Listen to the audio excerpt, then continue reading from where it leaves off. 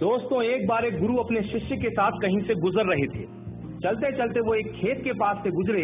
खेत बहुत अच्छी जगह पर था, वहाँ की जमीन बहुत उपजाऊ थी, पर उस खेत की हालत देख के लगता था कि उस खेत का मालिक उस पर जरा भी ध्यान नहीं देता है। पूरी तरह से उजाड़ सी हालत थी उस खेत की। खैर, दोनों को बहुत प्यास लगी थी, तो वो खेत के बीच में बने एक टूटे फूटे घर के सामने पहुंचे। दरवाजा खटखटाया, अंदर से एक आदमी निकला, उसके साथ उसकी पत्नी और 3 बच्चे भी थे। सभी फटे पुराने कपड़े पहने हुए थे। गुरु ने पानी मांगा, उस आदमी ने उनको पानी पिलाया। फिर गुरु ने उससे पूछा कि भाई साहब, आपके पास इतना बड़ा खेत है, ना वहाँ पर कोई फसल है, ना फलों के कोई पेड़ हैं, आखिर आप अपना गुजारा करते कैसे हैं? आदमी ने जवाब दिया, जी हमारे पास एक भैंस है, वो काफी दूध देती है, उसको बेच के कुछ पैसे मिल जाते हैं और बचे दूध का सेवन करके हमारा गुजारा चल जाता है।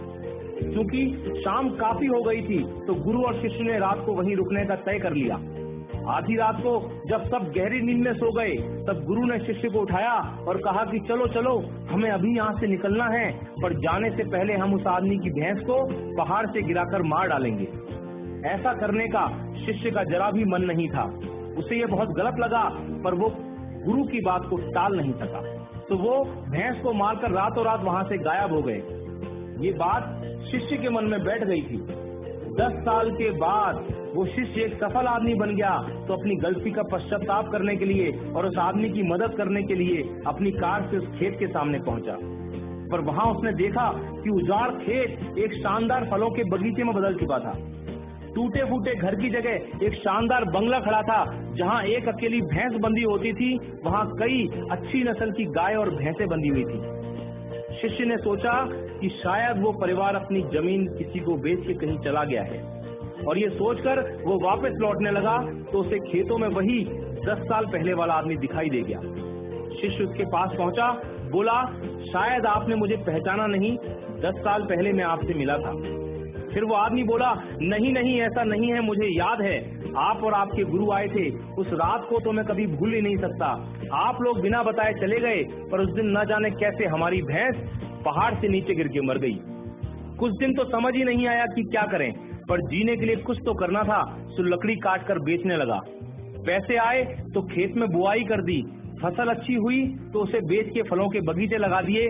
काम अच्छा चल पड़ा और आज मैं आसपास के 1000 गांवों में सबसे बड़ा फल व्यापारी हूँ। शिष्य बोला, ये काम आप पहले भी तो कर सकते थे। तो आदमी बोला, तब जिंदगी बिना मेहनत के गुजर रही थी, कोई रिस्क नहीं था, तो लगा नहीं कि मेरे अंदर इतनी क्षमता है, तो कोशिश ही नहीं की। पर जब भैंस मर गई तो हाथ पांव मारने पड़े और फाइनली मैं यहाँ तक पहुँच गया।